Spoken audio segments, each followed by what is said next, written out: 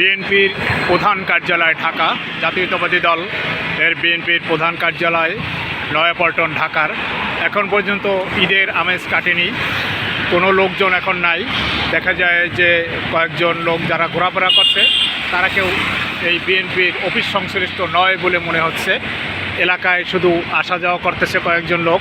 এছাড়া বিএনপির এই অফিসের সামনে, যেখানে সব সময়ের জন্য থাকে কোলাহলপূর্ণ এবং এই রাস্তাটিও থাকে জনাকীর্ণ, আজকে রাস্তাটিও জনাকীর্ণ নেই এবং এই অফিসের সামনে এখন শুনশান নীরবতা, কোনো লোকজন নাই।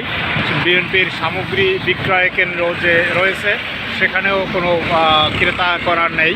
তো আগামী দিন অফিস খুলবে, দেখা যাবে আগামী দিন হয়তোবা জমজমাট হয়ে উঠবে, আবার আস্তে আস্তে লোকজন ঢাকায় ফিরতে শুরু করবে।